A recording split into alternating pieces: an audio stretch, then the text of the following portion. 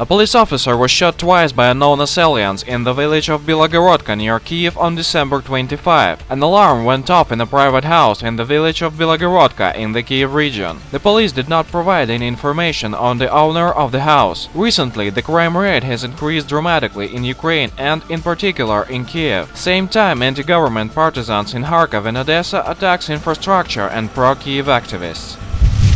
DPR leader Alexander Zakharchenko insists that the Kiev-led party of war is using the ceasefire to regroup forces. In addition, Kiev has closed several Ukrainian airports, which is further proof that it's plotting to disrupt the Minsk talks. Preparations are underway to disrupt the talks and resume hostilities, which is clear from the fact that the airports have been shut, the DPR leader said.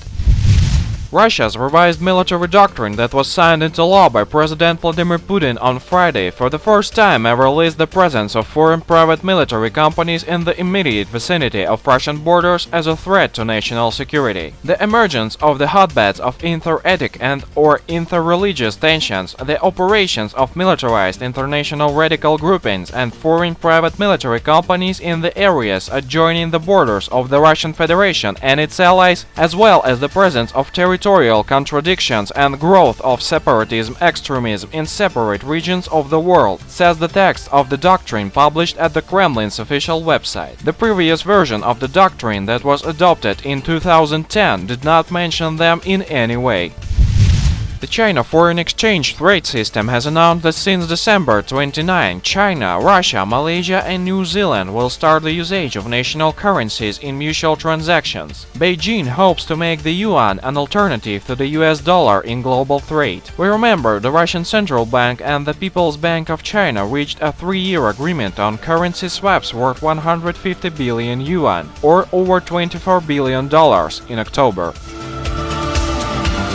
We thank our information partners for help with spreading this video news. Subscribe to our channel to receive up-to-date information on the situation in Ukraine and current geopolitical events in Europe.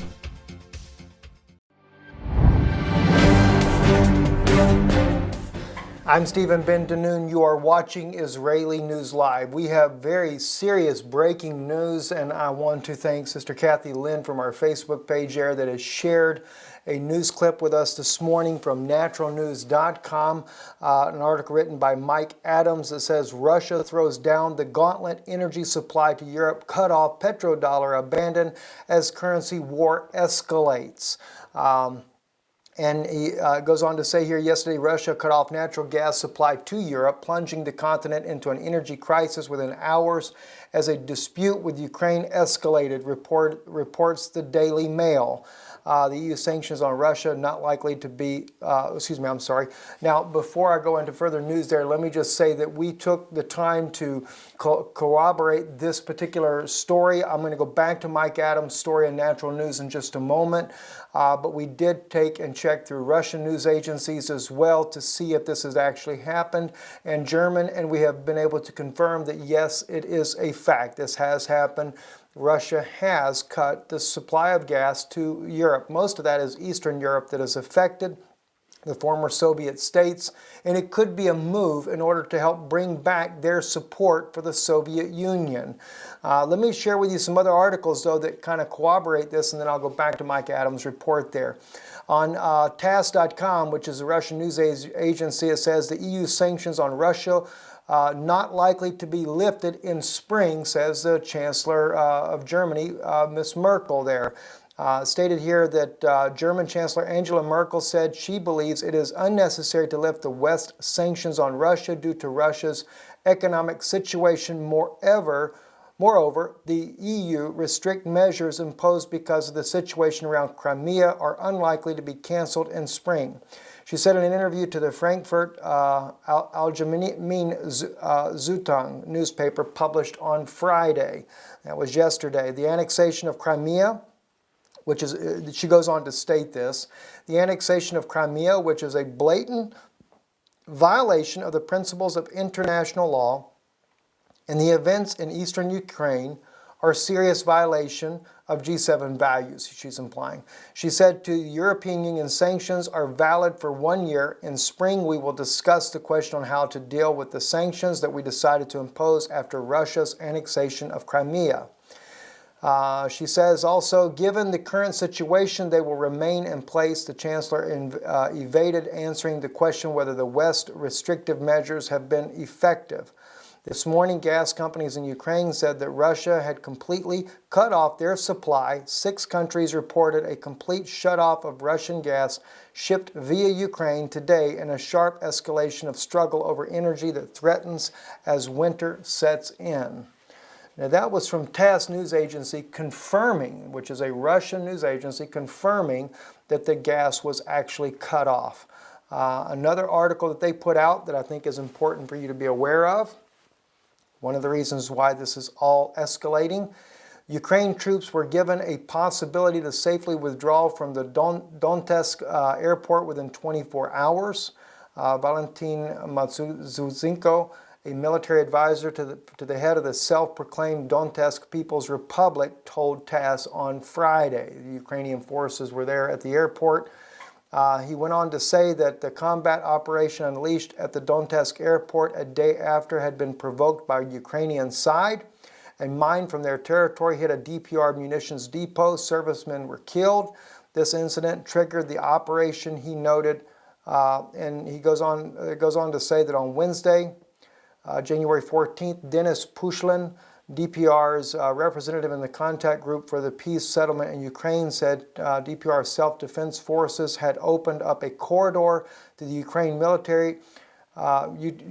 military to withdraw from the Donetsk airport. Pushlin stressed that this was done to avoid casualties. It was not an operation to squeeze out the Ukrainian troops from the airport. It was a goodwill gesture on the part of the DPR, he said.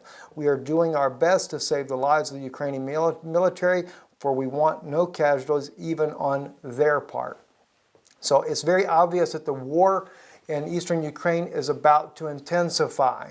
And it may bring Russia in on the front because Russia can only allow so long for this to escalate before they will end up getting involved in this war. Because for them, it is a strategic region, it is a strategic nation, especially since Crimea, who did a national referendum that voted to become part of the Soviet Union, according to what the news agencies have reported on that out of Russia, that they would then be landlocked. Separating Ukraine and Crimea would be no longer a direct access to Russia. So therefore, Russia is going to make sure that Ukraine stays a part of the Russian province. Also, Reuters News brought out an article that said Russia could soon threaten 3 Ukraines at once, U.S. general warns. Now, when he says Ukraines, he's talking about 3 different fronts they would be able to fight at one time. He doesn't believe that was Lieutenant General Ben Hodges, the commander of the U.S. Army in Europe. He said an attack on another neighbor does not seem like an immediate threat because Moscow appears to have its hands full with Ukraine right now. But he does go on to say that Russia has been making preparations to make that change, and he believes within a few years that Russia will have the ability to strike 3 major fronts at one time. At this point, he doesn't believe that that will take place, but who knows what Russia's capabilities are. It is very obvious, though, that Russia is planning for an all-out war in the coming years, if not months away. Going back to Mike Adams' report, though, on naturalnews.com, it says alternative media warned about this weeks ago, the events that are unfolding about the cutting of the natural gas. He said former U.S. Treasury Secretary Paul Craig Roberts had also warned in advance of a black swan event, such as Russia cutting off energy supplies to European nations as a prelude to war. Europe depends heavily on natural gas supplies from Russia, which are piped into the region via Ukraine. This is especially true in the winter when gas is needed for heat. In addition to cutting off natural gas supplies to Europe, Russia has also just pulled itself out of the petrodollar. That was reported on Zero Hedge. The story quotes Bloomberg.com stating that Russia may unseal its $88 billion reserve fund and convert some of its foreign currency holdings into ruble. into the ruble. This is further explained by Mark Slavo at shtfcplan.com, who explains what we are seeing are the strategic moves that will eventually catalyze the next great war, and make no mistake, this is exactly what's in store for the world should these escalations continue. It goes on to say, he goes on to write, Mike Adams writes, an escalation into war. What's happening here is a radical escalation of the global currency war in which Russia and China are attempting to rout the US dollar and ultimately destroy the US empire. Very much like the US right now with their sanctions, and the European Union are trying to collapse the Russian ruble. In fact, what's interesting, they're trying to collapse it ahead of the dollar falling. So it's a very interesting war, and you can't help how much the Vatican hand is behind this, because the Vatican wants to control a one world currency and a one world monetary system. But clearly, in a biblical prophecy, he gets nervous about things, tidings from the north and from the east. What are the tidings from the east? China has been buying up the gold of the world, making sure that their currency is backed by gold, not just empty air, as Mike Adams brings out in his own article. In fact, that's what we're reading next. This explains why China has been buying up the world's physical gold supplies. The U.S., meanwhile, has empty gold vaults and a flat paper currency backed by nothing but hot air, empty promises, and endless debt. The whole world knows this, and nations like Russia are positioning themselves to take advantage of the massive currency collapse that eventually is coming to the dollar. Very interesting. You know, as years ago, I actually made a statement watching how that the American economy was happening. As a young man, I saw that young people would always rack up a lot of debt only to find they couldn't pay the debt back and eventually would have to file bankruptcy.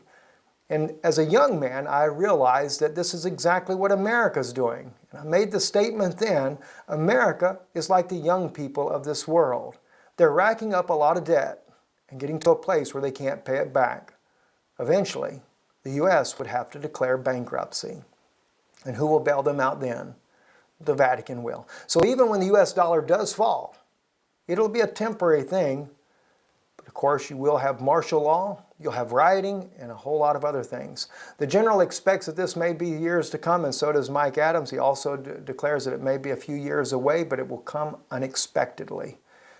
So it is a good time to plan, no doubt. And as well, remember us here at Israeli News Live, and also the Noon Institute of Biblical Research. Because without your help, while you're also preparing yourself, we wouldn't be able to prepare with you. It's your contributions that makes it possible. I'm Stephen Ben Danoon with Israeli News Live. Shalom and good day.